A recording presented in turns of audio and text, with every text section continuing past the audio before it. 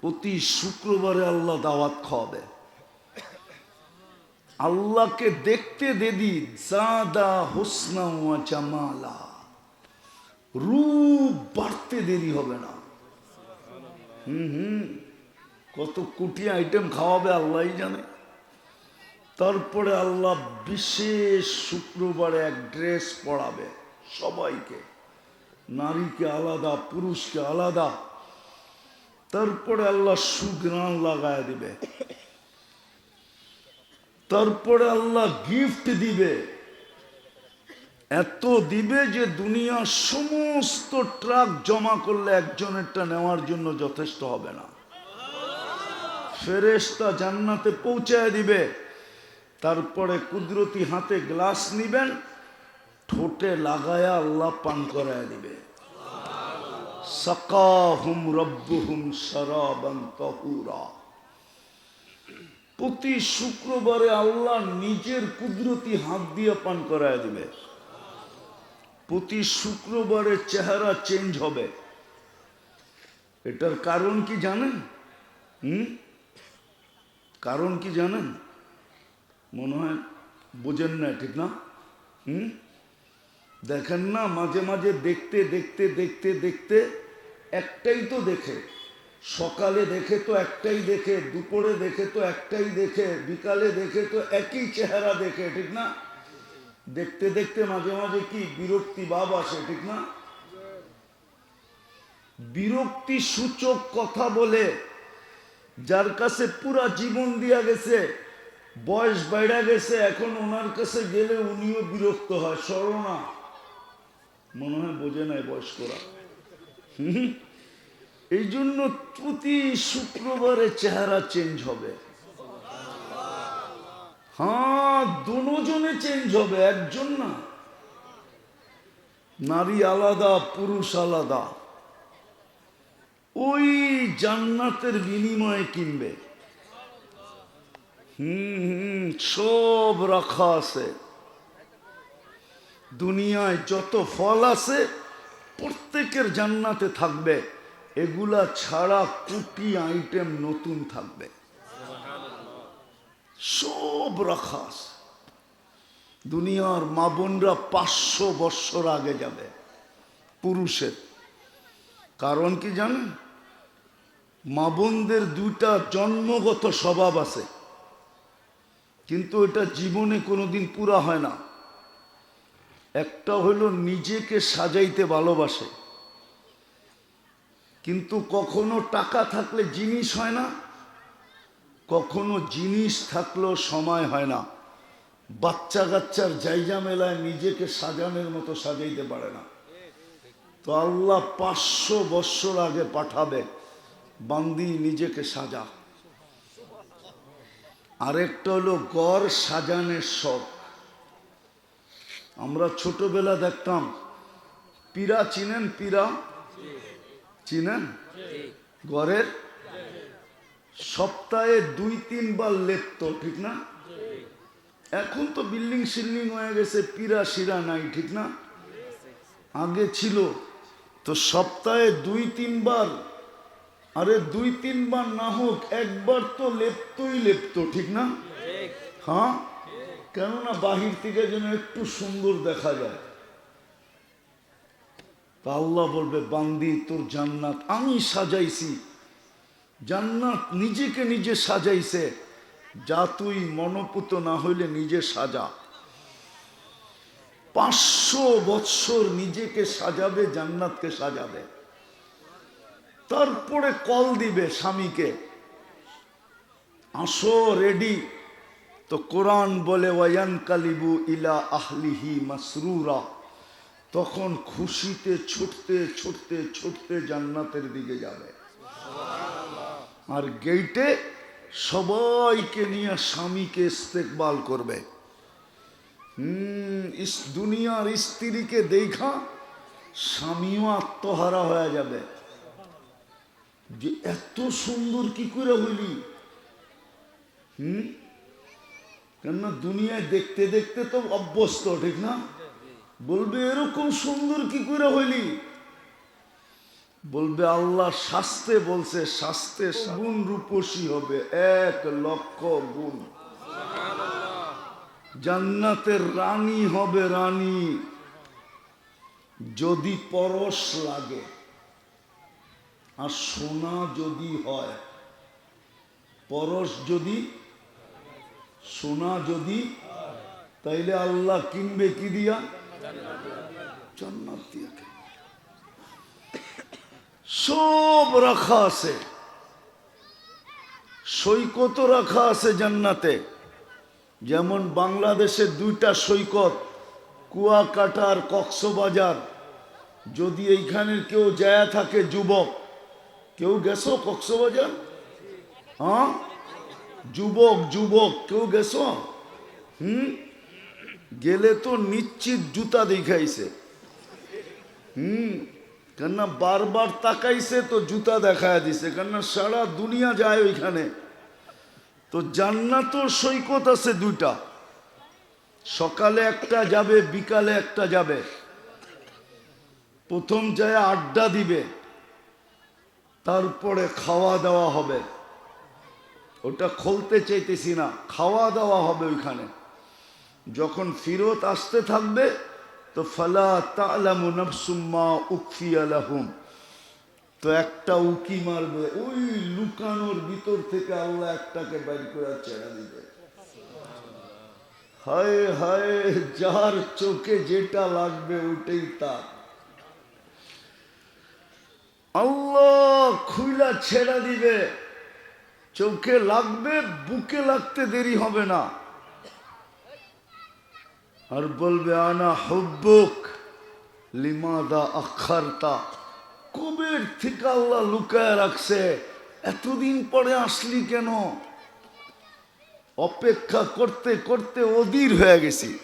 এই জন্য হাদিসে আছে জান্নাত প্রতিদিন আল্লাহকে বলে মাতা আউলিয়া উক, আল্লাহ বন্ধুরা কবে আসবে?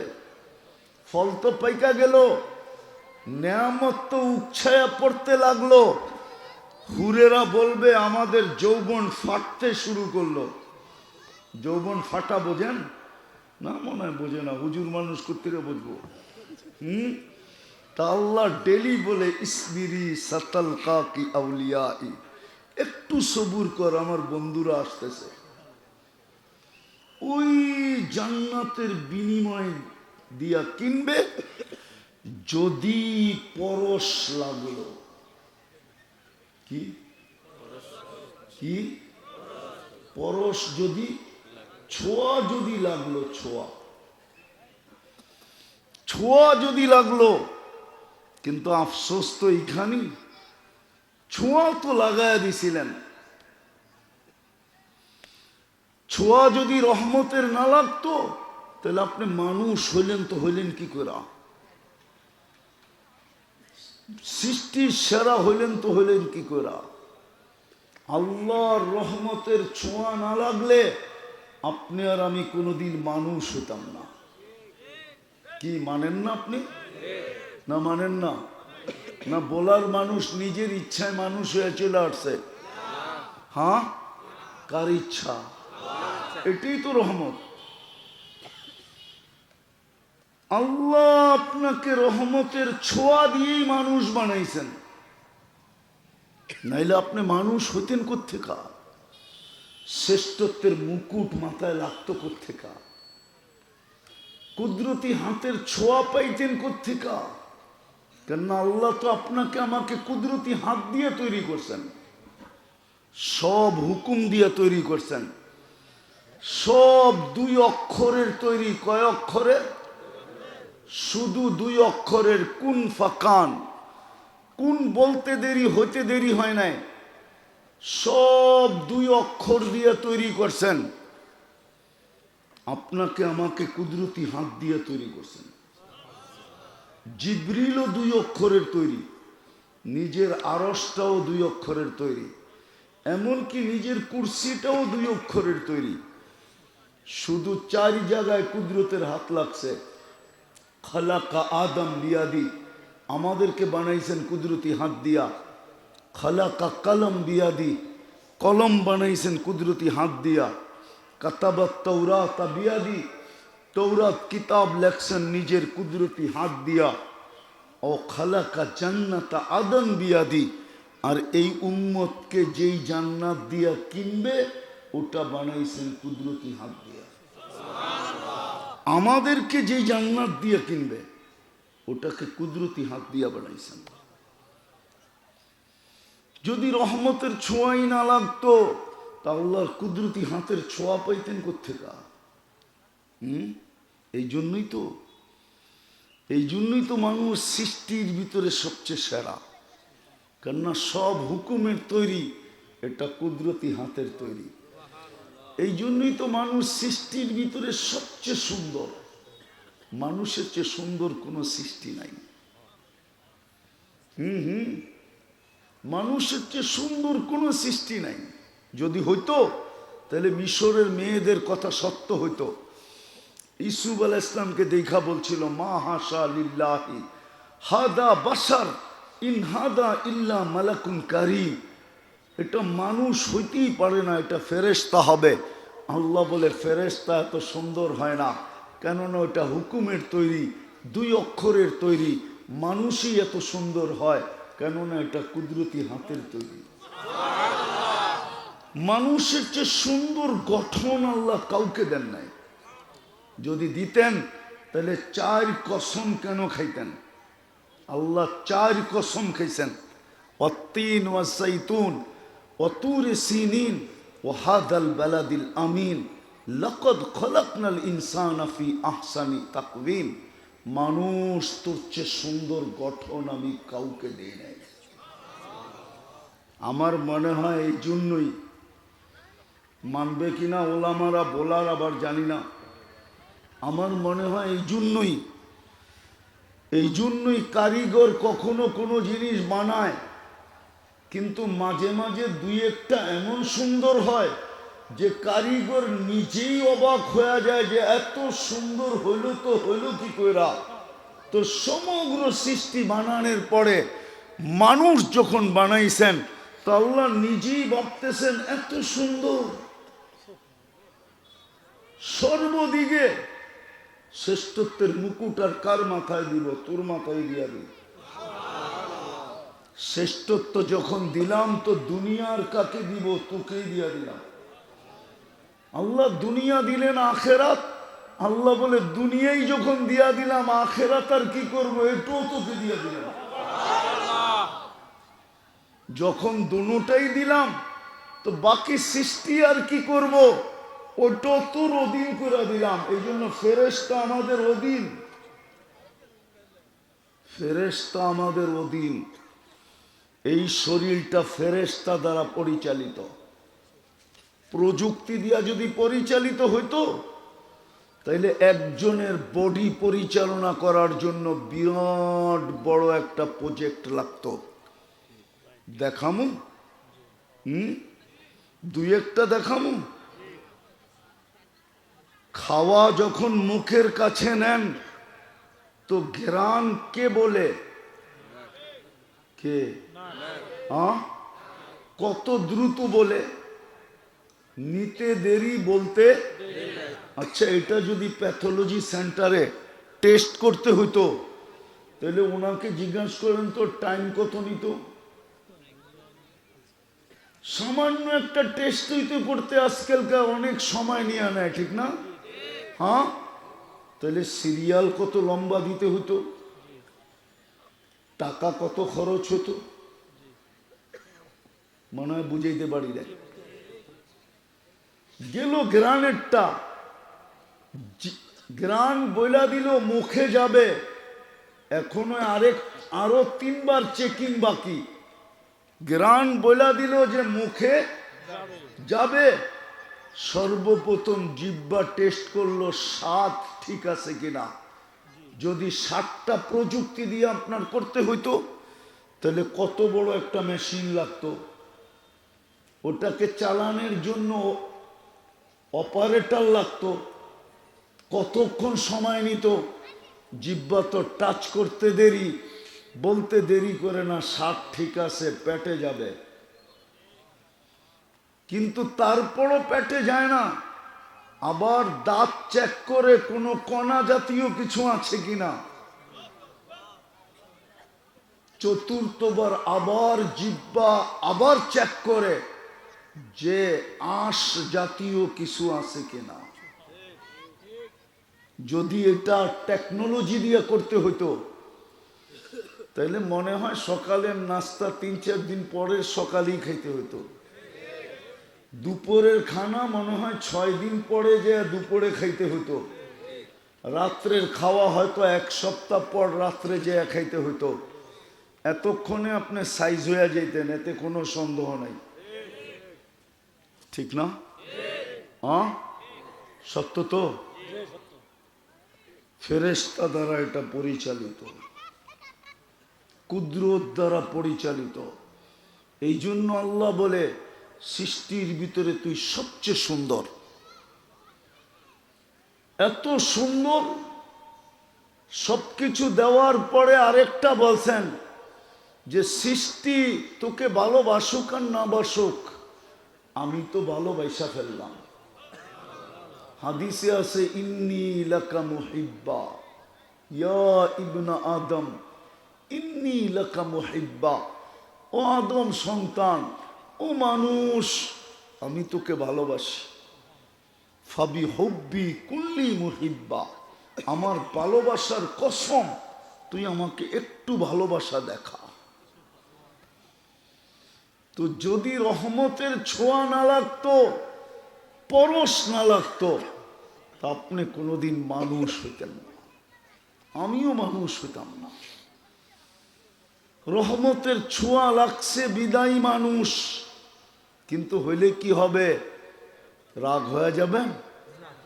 মনুষ্যত্ব কতটুকু আছে না? যদি থাকতো তাইলে জমিনের সীমানা নিয়ে কেন ঝগড়া করে? যদি থাকতো, যদি থাকতো তাইলে জমিনের সীমানা নিয়ে ঝগড়া করে কি করে? করে না? করে না? করে না? করে না? হ্যাঁ, মনুষ্যত্ব যদি থাকতো তাহলে আরেকজনেরটা ছিনায় নাই কি করে? মনুষ্যত্ব তো নাই। এই জন্যই তো তৈরি করলেন সৃষ্টির সেরা বটে। আমি 2-4টা আপনাদেরকে দেখাইছি, সারা রাত্র দেখানো যায়। সৃষ্টির শ্রেষ্ঠত্বের মুকুট তো দিলেন মাথায়, যেই জিন মানুষটা সর্বদিকে শ্রেষ্ঠ, যার কোনো তুলনা হয় না, ওই মানুষটাকে আল্লাহ জানোয়ার বললেন। তো বললেন কেন? কেননা যখন মনুষ্যত্ব নাই, তা আল্লাহ বলে তাইলে তুই জানোয়ার না তো কি? উলাইকা কাল আনআম। ছোঁয়া লাগছে বিদায়ী মানুষ, কিন্তু মনুষ্যত্ব নাই। এখন কোরআন চিৎকার দেয় উলাইকা কাল আনআম। এখন আমার বাড়ির কুকুরও আমাকে নিয়ে চিৎকার দেয়। মাঝে মাঝে কুকুর মালিকের সামনেও গেউ গেউ করে। মালিক বলে খিদা লাগছে, মালিক বলে এমনি আওয়াজ দেয়। আসলে তা না। বাইজিদ বুস্তামি রহমতুল্লাহ আলাইহি লেখছেন, কুকুর আপনাকে আমাকে সতর্ক করে। কুকুর চিৎকার দিয়া বলে আনকিস নফসাকা মিন গাযাবিল জাব্বার, তুই তোকে আল্লাহর আযাব থেকে বাঁচা। ফাইন্নাকা লা তুতিক, তুই আল্লাহর আযাব সওয়ার ক্ষমতা তোর কাছে নাই, বিদায় নিজেকে তুই বাঁচা। কুকুর পর্যন্ত মাঝে মাঝে আমাদেরকে নিয়ে চিৎকার দেয়, মনুষ্যত্ব হারায় ফেলার কারণে। দ্বিতীয় রহমতের ছোঁয়া যদি না লাগতো, তাহলে আপনি মুসলমানের ঘরে আসলেন কি করে? নিজের ইচ্ছায়? বর্তমানে তো 800 কোটি মানুষ, 250 কোটি মাত্র মুসলমান। আপনাকে মুসলমানের ঘরে কে পাঠাইল? রহমতের ছোঁয়া না লাগলে কি করে আসলেন আপনি মুসলমানের ঘরে? বলেন, বলার মানুষ কি করে আসলেন? কি করে আপনি আসলেন মুসলমানের ঘরে যদি রহমতের ছোঁয়া না লাগতো? কোরআন বলে, কোরআন মান ইউরিদিল্লাহু আন ইয়াহদিয়াহু ইয়াশরাহ সাদরাহু লিল ইসলাম। আল্লাহর রহমতের ছোঁয়া যার উপরে লাগে তাকেই আল্লাহ মুসলমানের ঘরে পাঠান। আমি আস্তে আস্তে পিছের থেকে আপনাদেরকে নিয়ে যেতেছি, পিছের থেকে মনোযোগ দিয়ে শুনলে বুঝে আসবে। আবার আমি মিলায়া দিব। মুসলমানের ঘরে আপনাকে রহমতের ছোঁয়া দিয়ে অস্তিত্ব দিলেন। বলেন ইসলামের রং আপনার ভিতরে আমার ভিতরে কতটুকু? বলেন ইসলামের রং কতটুকু? ইসলামের রং আপনার আমার ভিতরে কতটুকু? বলেন কতটুকু ইসলামের রং? রাগ হয়ে গেলেন? আছে ইসলামের রং? ইসলামের রং আপনার আমার ভিতরে আছে নাকি? কতটুকু আছে? ইসলামের রং তো নাই।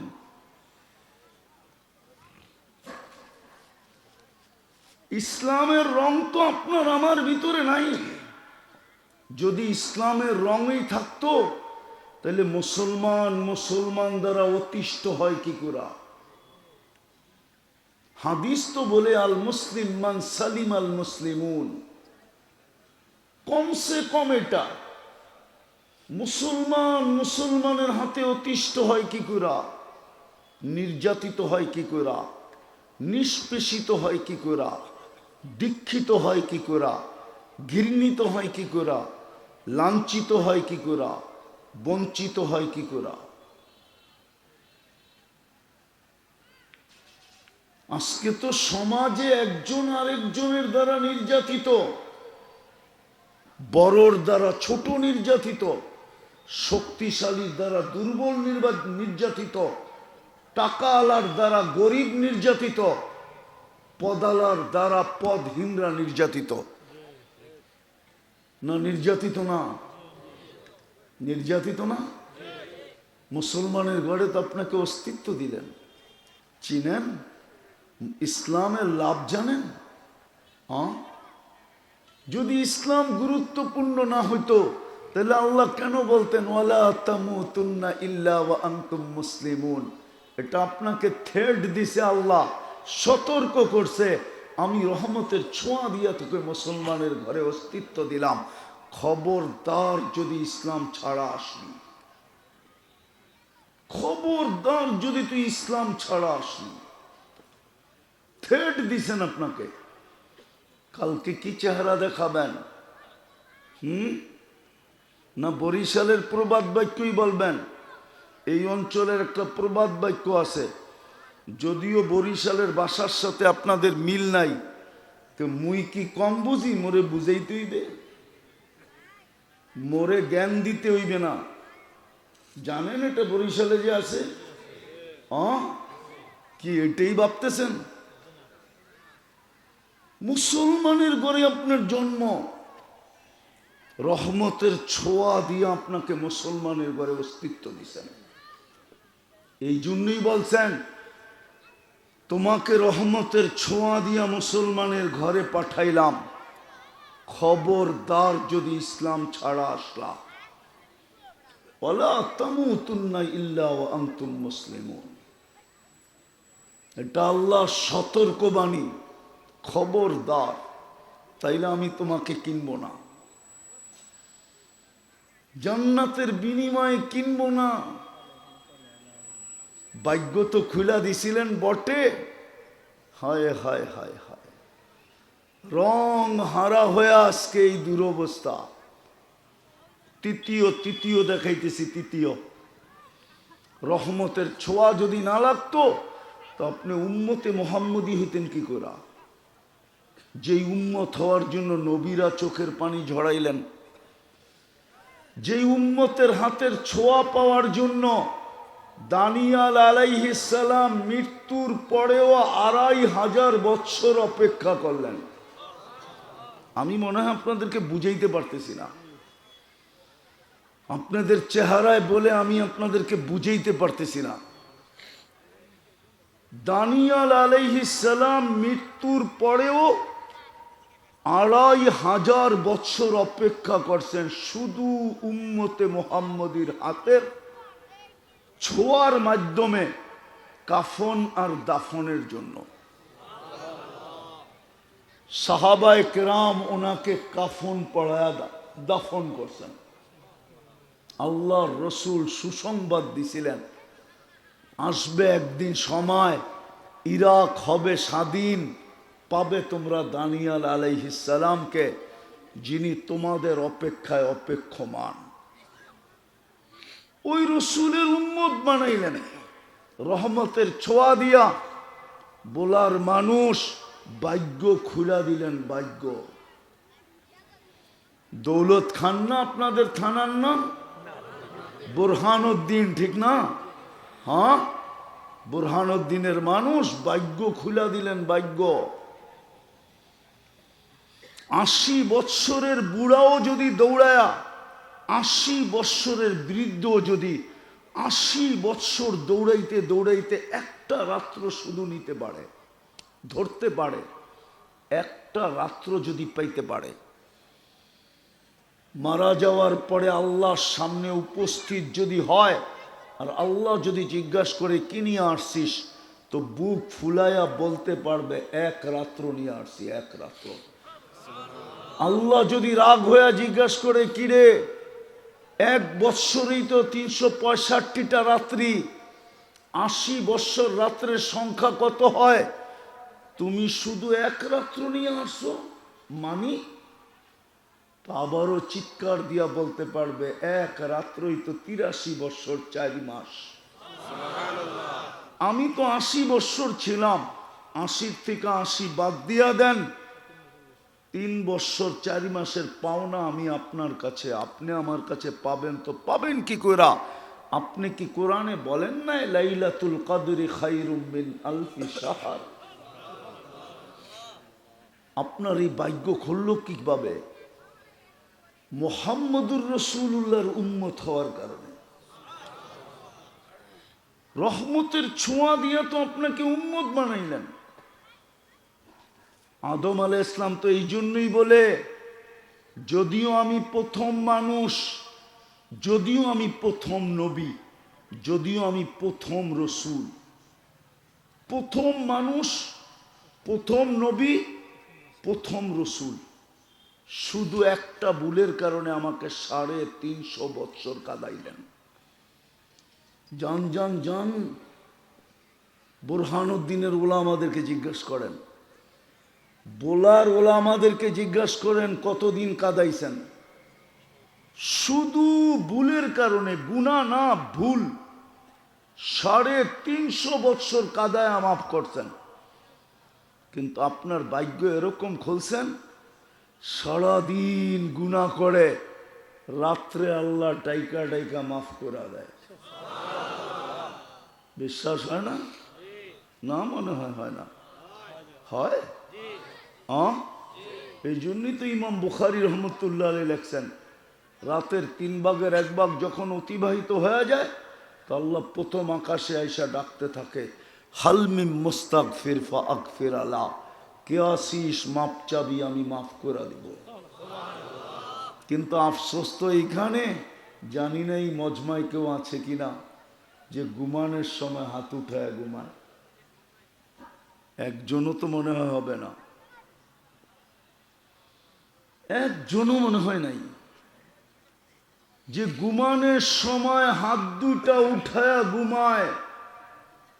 এই ভাইবা যে উঠাইলে সকাল হবে, না উঠাইলে পরকাল হবে, বিদায় আমি ঘুমাইতে চললাম, তওবা করে ঘুমাইলাম। হাত দুটা উঠায়া তওবা করে এই মজমায় একজনও মনে হয় নাই। রাগ হয়ে গেলেন? উচিত কি ছিল না? হ্যাঁ, নাই বুরহানুদ্দিন এরকম কোন নারী যে এখনো আঁচল দিয়া চোখের পানি মোছে? আর বারবার বলে ঘুমাইলা আর উঠলা না, রাত্রে ঘুমাইলো আর উঠলো না। নাই এরকম সন্তান বুরহানুদ্দিনে যে এখনো চোখের পানি মুছে আর বলে বাবা ঘুমাইলো আর উঠলো না?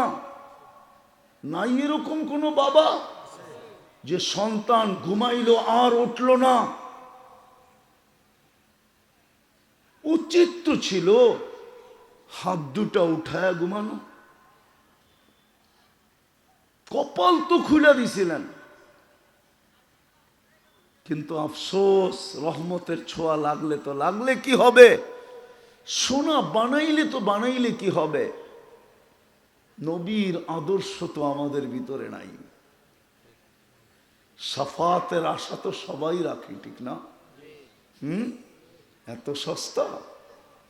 এই জন্যই তো ইমাম বুখারী লেখছেন, আমি লিখি নাই, ইমাম বুখারী রহমতুল্লাহ আলাইহি লেখছেন, কবরের সর্বপ্রথম প্রশ্ন, কবরের মেইন প্রশ্ন, কবরের মৌলিক প্রশ্ন, প্রথম যেটা, একটার ভিতরে তিনটা ঢুকানো, ফেরেশতা জিজ্ঞাসা করবে মা কুনতা তাকুলু ফি হাদার রাজুলি মুহাম্মাদিন।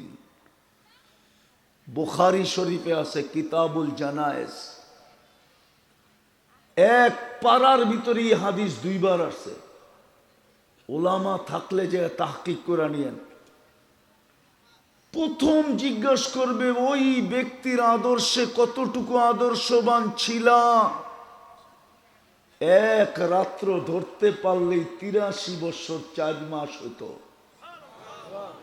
রাত্রে হাত, আমি ডাইকা ডাইকা তোমাকে মাফ করতে চাই, মাফ করতে চাইছিলাম, তুমি হাত উঠাইতে দেরি, আমি মাফ করতে দেরি করতাম না। ওই রসুলের আদর্শে কতটুকু আদর্শবান ছিল বলো, ওনার রঙে কতটুকু রঙিন ছিল বলো, ওনার অভ্যাসে কতটুকু অভ্যস্ত ছিল বলো, ওনার মতো কতদিন খাইছো বলো, ওনার মতো কয়দিন পোশাক পরছো বলো। প্রথম প্রশ্ন, প্রথম মানেন, আমার কথা মানেন, প্রথম প্রশ্ন এটা হবে। যদি দিতে পারি তাহলে আর দুইটা জিজ্ঞাসা করবে না, আর যদি না দিতে পারলো তাইলে পরের দুটা জিজ্ঞাসা করবে না। যার উম্মত বানায় তোমার ভাগ্য খুলা দিছিলাম, আমি তো দুটা দেখাইলাম, 200 দেখানো যায়, 200 আরো বেশি দেখানো যায়। যার উম্মত হওয়ার কারণে তোমার ভাগ্য খুলা গেল। যেই নবী তোমাকে ভুলে নাই, 23 বছর তোমার জন্য চোখের পানি শুকাইতে দেয় নাই। দুনিয়ার আমার কাছে আসছে বটে, কিন্তু চোখে পানি নিয়ে আসছে, পানি। ওই পানি ক্ষুধার জন্য ছিল না, যদিও ক্ষুধার্ত ছিলেন। পরিবারের জন্য ছিল না, যদিও পরিবারের ভিতরে, কোনো পরিবারের ভিতরে বাতি জ্বালানোর মতো তেল ছিল না। নাইলে আম্মা জান আয়েশা রাদিয়াল্লাহু তাআলা আনহা কেন বলবেন, যদি তেল থাকতো তাহলে খিদা নিবারণের জন্য পান করে ফেলতাম। হাসান হুসাইনের জন্য ছিল না, আলী ফাতেমার জন্য ছিল না, উম্মতের জন্য চোখে পানি ছিল। যিনি এখনো কাঁদেন, এখনো কাঁদেন উম্মতের জন্য। আবুল আইস সামারকান্দি রহমতুল্লাহ আলাইহি লেখছেন, কবর থেকে উঠবে, কানতে কানতে উঠবে, আর বলতে বলতে উঠবে, জিবরিল আইনা উম্মতি, ময়দান তো খালি, উম্মত কোথায়? কোথায় লুকাইলা উম্মতকে? ময়দান তো খালি। জিবরিল কসম খায়া সান্ত্বনা দিবে, মা শাক্কাল আরদা আহাদুন ইল্লা আনতা, আপনি ব্যতীত জমিনের উপরে কেউ ওঠে নাই, শান্ত হন। বলেন বোলার মানুষ, বোলাই বললাম বুরহানুদ্দিন বাদ দিয়া, ইউনিয়ন পরিষদের চেয়ারের জন্য বোলাতে কত বাচ্চা আজ পর্যন্ত এতিম হইল না? হয় নাই? কত মেয়ে বিধবা হইল, হয় নাই? হ্যাঁ, কত মার বুক খালি হইল, না হয় নাই? কত তাজা। 3 জায়গায় দৌড়াইতে থাকবে। আল্লাহ বলবে বসেন, বলবে বসার সুযোগ কোথায়? আমি যদি বসি উম্মতকে হাউজে কাউসার পান করাবে কে? আমি যদি বসি তো মিজানের পাল্লায় যায়, পাল্লা সামনে ঝুঁকলো না পিছনে ঝুঁকলো এটা কে দেখবে? আর প্রতিশ্রুতিগুলা কে কাজে লাগাবে? আমি যদি বসা যাই তো পলসেরাত উম্মতকে কে পার করাবে? আমি তো দুরুদের গাঠটি দিয়ে পার করায় দিব। অথচ আফসোসের তো বিষয়, রাগ হয়ে যাবে। বলবো বলবো হ্যাঁ, একজনও তো নাই এখানে শুক্রবারে 1000 বার দুরুদ পড়ে, একজনও নাই। 500 পড়ে এরকমও মনে হয় নাই যে 500 বার দুরুদ পড়ে। কোন যুবক নাই মনে হয় শুক্রবারে 10 বার দুরুদ পড়ে। রাগ হয়ে গেলে? নবীজি তো বইলা গেল শুক্রবারে আমার উপরে বেশি বেশি দুরুদ পড়ো। 6 দিন না পড়লেও চলবে, কমসে কম শুক্রবারটা আমাকে দিয়া দাও, আমার জন্য বেশি বেশি দুরুদ পড়ো। কার জন্য? ওনার জন্য। আপনি নবীর উপরে কি দুরুদ পড়বেন? ইমাম সাহেব নাকি? ইমাম সাহেব আপনি জুমা পড়ান?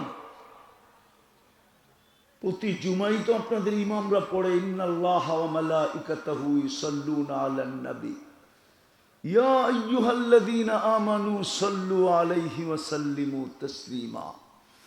কোরআনেও তো আল্লাহ হুকুম দিছে আমার বন্ধুর উপরে দুরুদ পড়ো, কিন্তু এই আয়াতের উপরে আমার 3টা প্রশ্ন আছে। আমি বলি আল্লাহ পড়বো বটে, কিন্তু একদিন তো আমরা থাকবো না, আপনার বন্ধুর উপরে দুরুদ কে পড়বে? আল্লাহ বলে ছাগল ফেরেশতারা পড়বে। আয়াতে তো ফেরেশতাদের কথা লেখা আছে, ওয়াল মালাইকা মালাইকাতাহু। আল্লাহকে যদি আবার প্রশ্ন করি, আল্লাহ কিতাবে তো পাই একদিন ফেরেশতাও মরে যাবে, তো আপনার বন্ধুর উপরে দুরুদ কে পড়বে? আল্লাহ বলবে তুই তো সবচেয়ে বড় ছাগল, তুই আয়াতের শুরুতে দেখিস না ইন্নাল্লাহ, আমি আল্লাহ পড়তেছিলাম, পড়তে আসি, পড়তে থাকবো, আমার বন্ধুর উপরে দুরুদ এক মুহূর্তের জন্য বন্ধ হইতে দেই নাই, আর কোনোদিন দিব না, আমি চিরঞ্জীব। আপনি দুরুদ পড়বেন, আপনার কাজে লাগবে। কিন্তু 100 বারও পড়ে কিনা সন্দেহ আছে। কয়জন আছি এরকম যে শুক্রবারে 100 বার দুরুদ পড়ি? রাগ হয়ে গেলেন? 100 বার তো দুরুদ পড়ি না শুক্রবারে। কয়শো বার? 100 বারও তো পড়ি না। চলেন আসি, ছোঁয়া লাগলে, পরশ লাগলে আপনি শোনা হবেন, কিনবে আল্লাহ জান্নাত দিয়া। ছোঁয়া দিছিলেন বটে মানুষ বানানোর জন্য, মুসলমানের ঘরে অস্তিত্ব দেওয়ার জন্য, উম্মতে মুহাম্মদী বানানোর জন্য, কিন্তু মানুষ বটে মানবতা নাই, মুসলমান বটে রং নাই, উম্মত বটে আদর্শ নাই। প্রথম প্রশ্ন কবরে এটাই হবে, এইখানেই প্রথম ডিসাইড হবে। বাঘ হয়ে যাবে, বাঘ হয়ে যাবে, এইখানেই বাঘ হয়ে যাবে। দ্বিতীয় বাঘ হবে হাউজে কাউসারে। গেলেই পান করায় দিবে না। যদি গেলেই পান করায় দিত তাহলে এই হাদিস কোনোদিন আসতো না, সুহকান সুহকান লিমান কাইয়ারা বাদি। যাও যাও সরো, যারা আমার পরে আমার আদর্শ ভুলে গেছিলাম। আজকে নবীর আদর্শ নাই, না যুবক না বৃদ্ধ, না নারী না পুরুষ, না শিক্ষিত না অশিক্ষিত, কারো ভিতরে নাই। হ্যাঁ, সুযোগ এখনো আছে, সুযোগ এখনো, এটাও নবীজির কারণেই আছে। কণ্ঠনালীতে রু আসার পূর্ব মুহূর্ত পর্যন্ত সুযোগ আছে। যদি আজকে 3টা কাজ করতে পারেন, 3টা কাজে যদি অভ্যস্ত হইতে পারেন, তাইলে কিন্তু খাঁটি সোনা হয়ে যাবেন, নাইলে কিন্তু চকচকেই থেকে যাবেন। আর বাংলা প্রবাদ বাক্য সত্য হবে, চকচক করলেই সোনা হয় না। চকচক করলেই সোনা হয় না, শুধু চকচকে থেকে যাবেন। আজকে যেরকম আমরা সমাজে মানুষ হিসাবে ঘুরি, দুনিয়ায় মুসলমান বলি, আবার বলিও আমি উম্মতে মুহাম্মাদি। এই জন্যই তো আমাদের এই দুরবস্থা। একটা দেখাই একটা আপনাদেরকে, এই জন্যই তো আমাদের এই দুরবস্থা। নাইলে ফিলিস্তিন মাটির সাথে মিশা যাবে, ইরাক মাটির সাথে মিশা যাবে, কমসে কম এই 2 শহরের যোগ বিয়োগ আমার মিলে না। আমি 14 বৎসর আগে ফিলিস্তিন দেখছি এই 2 চোখে। আমি সফর করছি 14 বৎসর আগে ফিলিস্তিন, যেইখানে ইব্রাহিম আলাইহিস সালামের কবর, যেইখানে মুসা আলাইহিস সালামের কবর, যেইখানে 70 জন নবীর কবর চিহ্নিত, 1.25 লক্ষ সাহাবায়ে কেরামের কবর যেখানে চিহ্নিত। আরে না, 45,000 সাহাবাদের কবর যেখানে, মুসলমানের প্রথম কেবলা যেখানে, মুহাম্মদুর রাসূলুল্লাহ নামাজ পড়ছেন যেই দিকে মুখ করে, মেরাজের রাত্র 1.25 লক্ষ নবী, 1.25 লক্ষ নবী রসুল সশরীরে উপস্থিত ছিলেন যেখানে, মুহাম্মদুর রাসূলুল্লাহ ইমামতি করছেন যেখানে, ওটা মাটির সাথে মিশা যাবে না? বলেন কেন? মিশেই তো গেছে। আছে কি? 1 বৎসর 16 মাসে আছে কি? কি আছে? উচিত তো ছিল একটাও যেন বুম না ফাটে। পড়তো কিন্তু ফাটতো না, কেননা খলিল তো ঘুমাইতেছে, কালিমুল্লাহ তো ঘুমাইতেছে, 1.25 লক্ষ 70 জন নবী রসুল তো ঘুমাইতেছেন। নবীরা কবরে জীবিত, নবীদের শরীর মাটির উপরে হারাম, ওরা তো জীবিত কবরে। যার মাটির কণায় কণায় বরকত, বারাকনা হাওলা, ওই জমিন রক্তে রঞ্জিত হবে না কেন? বললাম না, শুধু আমরা চকচকে আসলে সোনা না, মানুষ মনুষ্যত্ব নাই, মুসলমান রং নাই, নবীর উম্মত আদর্শ নাই। আরো দেখাবো? হ্যাঁ, রাগ হয়ে যাবেন? দেখাবো। আর কোনোদিন আমার হয় না, না হয় শুনাই দিই। আল্লাহ নিজের কালাম দিলেন, কালাম।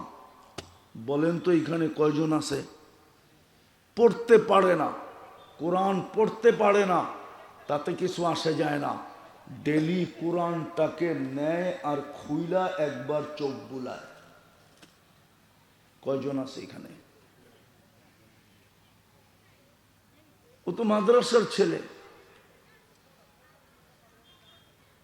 কয়জন আছি আমরা সাধারণ মানুষ, কোরআন পড়তে জানি না, কিন্তু মনকে বুঝাইছি পড়তে জানি না, তাতে কি আসে যায়? আমি ডেলি কোরআনটাকে নিব এবং খুইলা 2 মিনিট খুইলা দেখতে থাকব। সুফিয়ানে সৌরিকে চিনেন? জিগান্ত ওলামারা চিনে কিনা? আলী রাদিয়াল্লাহু তাআলা আনহুর ছাত্র। এই অঞ্চল তো পীর শাসিত অঞ্চল, ঠিক না? কি মনে হয় রাগ হয়ে গেলেন? ঠিক না? কি শাসিত? পীর শাসিত অঞ্চল। 4 তরিকা যার কাছ থেকে আসছে, কাদেরিয়া, চিশতিয়া, নকশেবন্দিয়া, মুজাদ্দিদিয়া, এই 4 ঝর্ণা যার ভিতর থেকে বাহির হয়েছেন, ওনার নাম সুফিয়ানে সৌরি। উনি বলতেছে আমাকে নামাজ পড়ানোর হুকুম হয়েছে, স্বপ্নের মাধ্যমে অমুকের জানাজা পড়াও, বাবনায় পড়া গেছি, আমাকে হুকুম দিল কেন উপর থেকে? যা জিজ্ঞাসা করলাম কি করে, বলে সাধারণ মানুষ কিচ্ছু করতো না, কোরআনও পড়তে জানতো না, কিন্তু যখন প্রতিদিন কোরআনটাকে নিত, খুলতো আর পৃষ্ঠা উল্টাইতো আর চোখের পানি ঝরাইতো আর বলতো মালিকের কালাম আমি পড়তে জানি না। সুফিয়ান চিৎকার দিয়া বলতেছে, সৌরি রহমতুল্লাহ আলাই, সুফিয়ানের সৌরি বলে হাদা হুয়া, এটাই ওইটা যার কারণে এত উচ্চ মর্যাদা। আল্লাহ দুইটা সূরা পড়ছিলেন 1000 বৎসর আগে, সমগ্র সৃষ্টির 1000 বৎসর আগে। কত? আর দোনোটা সূরারই প্রথম শব্দটা বন্ধুর নাম। বন্ধু চিনেন? আরে বলেন না কে? মুহাম্মাদুর, পুরা বলেন, পুরা মুহাম্মাদুর। শর্টকাট বলা এটি সব বেয়াদবি। শর্টকাট বলা কি? মুহাম্মদ সাল্লাল্লাহু আলাইহি ওয়াসাল্লাম বলা বেয়াদবি। আল্লাহ তো কোনোদিন বন্ধুকে নাম ধরে ডাকেন না, আপনি কে মোহাম্মদ বলার? আপনি বলবেন আমি সাল্লাল্লাহু আলাইহি ওয়াসাল্লাম পড়ছি, রাখেন না আপনার সাল্লাল্লাহু আলাইহি ওয়াসাল্লাম। আল্লাহ তো কোনোদিন বন্ধুকে মোহাম্মদ বলে ডাকে নাই, বলো হুজুররা। অথচ মুসা আলাইহিস সালামকে ডাকছে ইয়া আমা তিলকা বিয়ামিনিকা ইয়া মুসা। জাকারিয়া আলাইহিস সালামকে ডাকছে ইয়া জাকারিয়া ইন্না নুবাশশিরুকা বিগুলামিন ইসমুহু ইয়াহইয়া। ইয়াহইয়া আলাইহিস সালামকে ডাকছেন ইয়া ইয়াহইয়া খুযিল কিতাবা বিকুওয়া, দর কিতাব। কিন্তু বন্ধুকে কোনোদিন নাম ধরে ডাকেন নাই। আমাদের সমাজে যে কি হয়ে গেল, স্টেজ থেকে পর্যন্ত নাম শর্ট শর্ট বলে। এশকে রসুল যদি থাকতো, নবীর মাকাম যদি জানতো আর এহতেরাম যদি জানতো, কোনো দিন মুহাম্মদ সাল্লাল্লাহু আলাইহি ওয়াসাল্লাম বলতেন না। বোঝা গেল এইখানে